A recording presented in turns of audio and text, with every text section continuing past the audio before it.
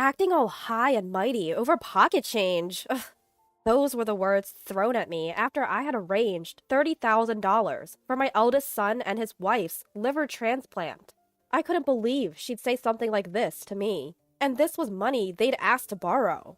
The wife of the man getting the surgery seemed to revel in my reaction, smirking at me after spitting out those awful words.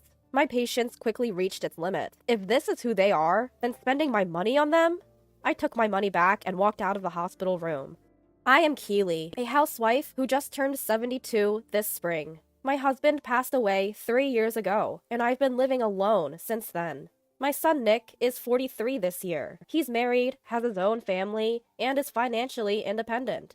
I'm living quietly alone in the countryside, relying on my late husband's pension. I'm used to the rural life, but sometimes it gets a little lonely at this age. I've asked Nick to visit when he has time, but he's often too busy with work to make it.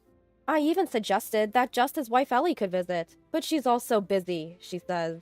Ellie doesn't work. She's a stay-at-home wife. I would think she has time, but every time I reach out, she claims to be busy. Recently, I found out that Ellie's busy is an outright lie. My eldest son and his wife live in an apartment about a 10-minute walk from Ellie's family home. Apparently, Ellie spends most of her days at her family home. I even heard from Nick that she often stays overnight there. As a mother, I really want her to take proper care of Nick, her husband. But that single thought feels like it could escalate into a mother-in-law and daughter-in-law conflict. So I keep it to myself. Nick, you need to manage your wife better. I feel like Ellie has a bit of control over my son, and Nick is completely smitten with her. He seems to excuse everything she does. Even during New Year's, they don't visit, which makes me think Ellie is intentionally avoiding this place.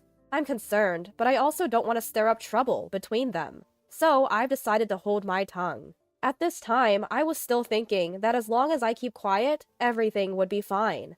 This is how our distant relationship was, until a sudden event changed everything. I heard that Ellie got sick and had to be hospitalized. It turns out her condition is serious, and she needs surgery, according to Nick. Although I don't know much about the illness, she apparently needs a liver transplant. Hearing liver transplant, my voice left me. I can't help but worry about how hard it must be for Ellie. Liver transplants aren't only expensive, but they also require a donor. I'll visit her.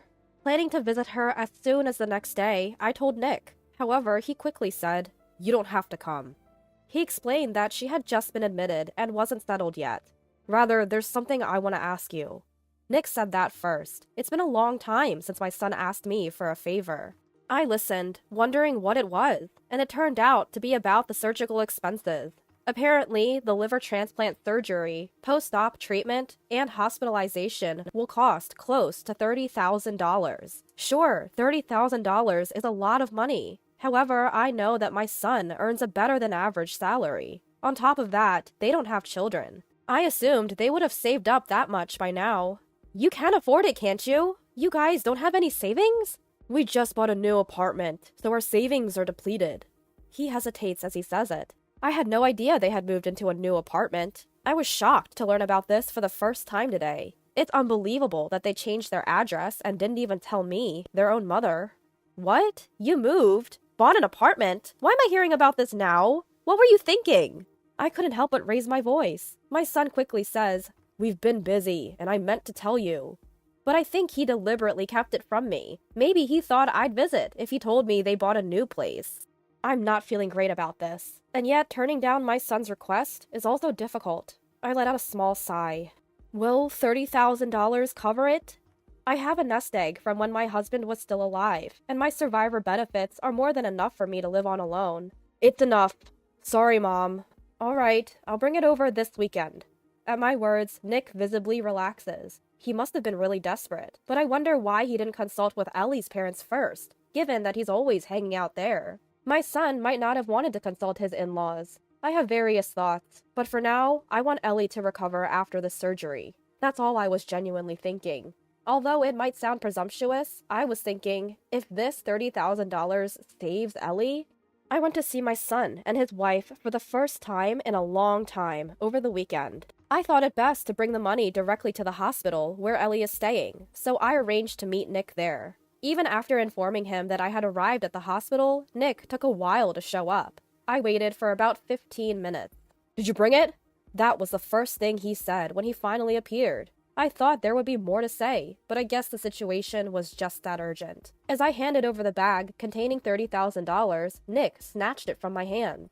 Quickly confirming its contents, he said, "You can go home now." What? I was taken aback. His attitude, essentially telling me to leave after handing over the money, was irritating, even for me. Even if he's worried about Ellie's condition, this is no excuse for such rudeness. I guess my displeasure showed up on my face. Nick looked at me and clicked his tongue. "What's the big deal? We're going through a lot here. Don't expect anything in return." Nick looked at me and clicked his tongue, yelling at me out of nowhere. I'd never been yelled at by my son before. He was always such an obedient child. I stared at him in disbelief. Ever since Ellie became his wife, it feels like his personality has changed. The Nick glaring at me with an intense expression was someone I didn't recognize.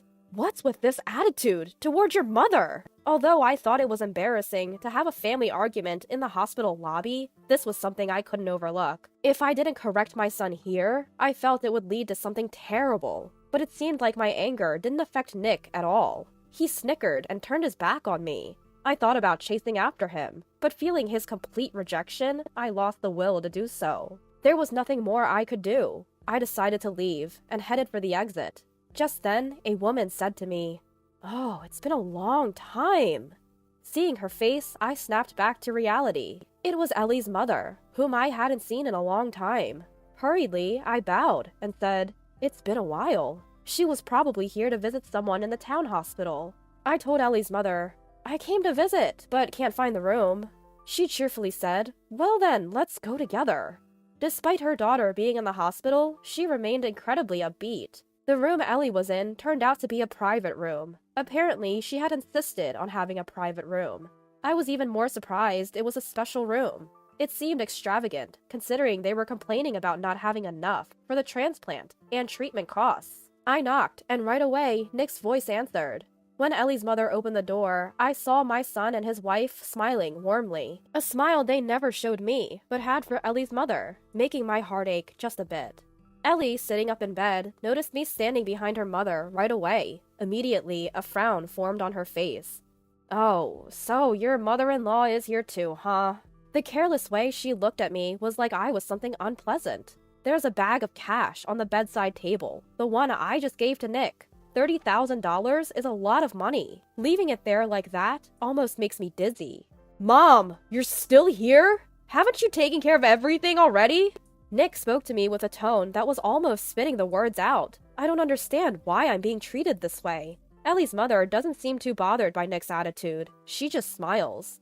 I bumped into Ellie's mother. I was about to leave, but she invited me to visit. Ignoring Nick's rude behavior, I responded. I thought it best to pretend not to notice and let it go. Encouraged by Ellie's mother, I sit in the round chair and start asking Ellie about her health and how she's feeling. Ellie, reluctantly perhaps, but unable to mistreat me in front of her mother, explains her medical condition. Turns out they found a donor for her liver transplant rather quickly. It's a cousin of Ellie's, apparently. If the transplant is successful, she'll recover her health. Enough already. Can you leave? My son clearly can't stand me being here. His leg shakes in what seems like frustration or anger. His attitude is getting to me. Your wife is sick, you know. It's natural for me to be concerned. Why are you acting this way? I brought what you asked for all the way here. Don't you think you owe me at least a thank you? At my words, Nick's face turns red. Ellie snickers at me from her bed, as if making fun of me. Acting all high and mighty over chump change. It's a turnoff to be lectured like this. I'm stunned by the words hurled at me from Ellie. Nick really has changed. Ellie's mother being here doesn't matter to him anymore. Chump change? $30,000 is chump change to you? You too couldn't come up with it, could you? How dare you insult me? And that attitude. Can't you do something about it? It's just rude. I can't help but stand up from my chair. The eldest son and his wife show no signs of being fazed. What kind of people are they, really? It's beyond infuriating. It's baffling. Ellie's mother is just standing there, smiling and saying, "Oh dear." Maybe she's just clueless, but I think she's also a bit out of touch with reality. The eldest son and his wife continue to call me stingy and a penny pincher. If I just listen in silence, they'll say whatever they want, even digging up things from the past. I take a deep breath. I see. I get it. I was the one who was wrong. Nick stops hurling insults upon hearing my apology. However, his face still sports a smug, disdainful smile. Quickly, I reach behind Nick and grab the paper bag casually placed on the bedside table. It still contains the $30,000 I brought. Heavy to me, but clearly pocket change to them. Nick hastily tries to snatch the bag from me. Not anymore. But I've decided I can't hand it over. What are you doing? Give it back! That's our money! I glance at Nick, who's yelling at me, and carefully tuck the paper bag into my purse. Then I give them both a piercing look. Ellie, in her laid-back manner, says, "I can't have that surgery without that money, you know." At her words, Nick starts to panic. It really is clear she has the upper hand. Ellie's mother casually comments, "Well, that's a problem, isn't it? It's just money, right? Figure it out yourselves. Do you think I'm going to lend such a sum after being treated like this? I'm leaving." I declare to my son that I won't be lending the money. Ellie's mother then turns to my son, smiling. "What will you do? Your wife is in a tight spot." But her eyes aren't smiling. Nick's face pales in an instant. Seizing the moment, I rush out of the hospital room. I quickly jump into the elevator that had just arrived and make my way from the lobby to a taxi. I catch a glimpse of Nick running after me through the taxi's rearview mirror, but I don't care. Feeling utterly frustrated, I head back to my own home. Once home, I stare at the $30,000 I'd left on the table for a while. Then I replay today's events at the hospital in my head from start to finish. No matter how I look at it, I can't see where I went wrong. At one point, I even think about just blowing all of the $30,000 on some lavish spree. I decide to call my younger sister and her husband, who live nearby. "Hey, how about coming over for dinner tomorrow? Bring the grandkids and the nephews. I'm always alone here, so the more the merrier." My sister and her husband are thrilled at the invitation. They say they'll bring their son, his spouse, and the grandchildren. After hearing my sister's response, I quickly contact a high-end steak restaurant and a catering service. I apologize for the short notice and ask if they can accommodate. Both are more than happy to oblige. It's good to have a long-standing relationship with businesses that can be flexible when you need it. I've already requested kids' menus from the caterer, so the little ones can eat too. The next day is incredibly busy right from the morning. Thinking we'll need some sweets after dinner, I go out to buy cakes and donuts. While I'm at it, I also get gifts from my nephew's family and my sister's family, who frequently come to visit. And for my niece and nephew and sister and her husband, who always make time to visit, I prepared gifts for them as well. I buy gaming consoles for the kids, high-end fountain pens for my brother-in-law and nephew, and matching designer bags for my sister and my nephew's wife. Once everything is set, I feel like I really accomplished something. The whole ordeal with my son's liver transplant has completely slipped my mind. As I'm just waiting for everyone to arrive, I casually check my phone and see back-to-back calls from Nick and Ellie. I'm immediately annoyed, wondering what they could possibly want now. There are also text messages, so I check them. The first batch of texts are complaints about me not paying for the medical expenses. But as I read on, the messages turn into nothing but whining. By the end, they're downright begging. I sighed and called Nick on his cell phone. Surprisingly, he answered after just one ring. "Mom, why have you been ignoring my calls?" I was stunned to hear that as the first thing out of his mouth. "Really, Nick? You're the one who usually ignores my calls, you know."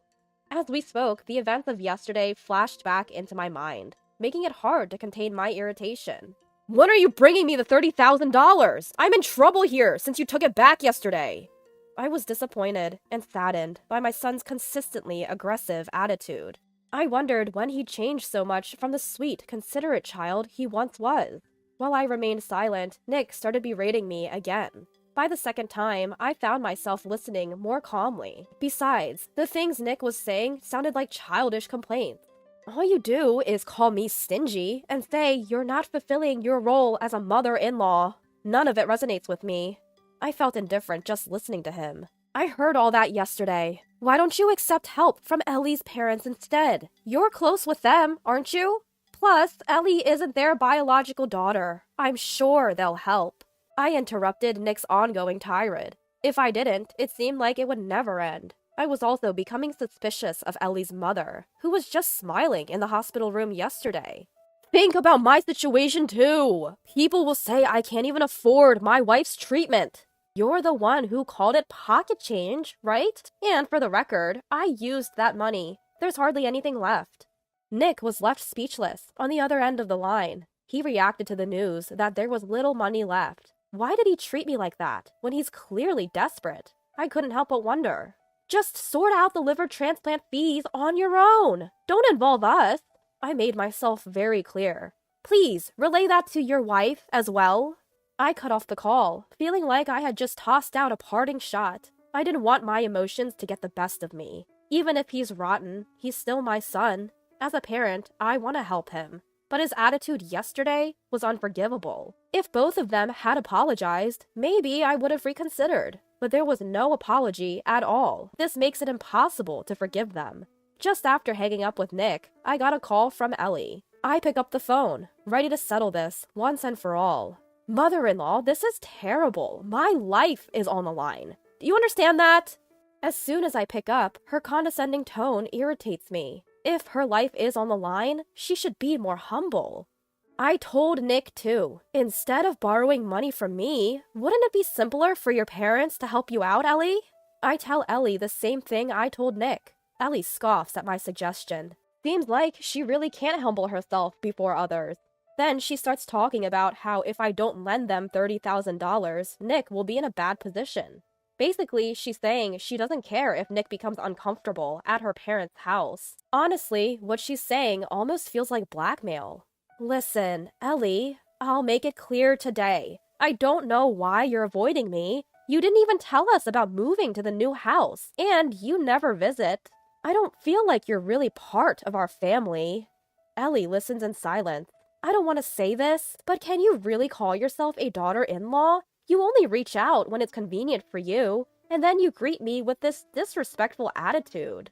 I don't want to hear your old-fashioned views on daughter-in-law and mother-in-law relationships right now. Just bring the money for the treatment, okay? Ellie has a short temper and gets very angry. She yelled at me over the phone. The angrier Ellie gets, the calmer I become. Raising your voice won't help. Besides, that money is already spent, and there's not much left. It may be pocket change to you, but it matters to me. Ellie gasps at the mention of the dwindling funds. I guess spouses do become alike when they spend a lot of time together. Then what should I do? We found a donor! All we need to do is make the payment! We're running out of time! Her last words were almost a scream. Hearing her, I felt no inclination to help. Figure it out yourselves. Ask your parents or something. They may lower their heads for you, even if I won't. I'll pray for a successful surgery from here. I hung up after saying that. Several more calls came in from both of them, but I ignored all. By evening, they seemed to give up, and the texts and calls ceased. Later, Ellie's father came to apologize to me. I was surprised by his sudden visit, but he was a sensible man, and apologized sincerely. After his apology, I agreed to lend the money for the treatment. Ellie and her mother seem to be extreme spendthrifts. Both spend money freely, while Nick is working non-stop. Lack of savings wasn't just due to the apartment purchase, it appears. They've promised to pay back the medical expenses gradually. They are also in debt to multiple other parties, and seem to be in a tight spot. But the surgery was successful, so I'll wait for them to get back on their feet and pay me back. Their relationship as a married couple seems to be on the rocks due to money issues. They have shared debts and can't afford a divorce, so they continue to live separately within the same home. Nick informed me they will divorce once the debts are paid off.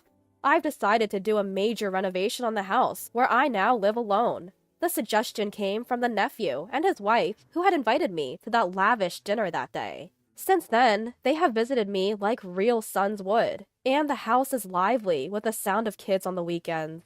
Living alone doesn't feel lonely anymore, and I believe the $30,000 I spent that day was well worth it.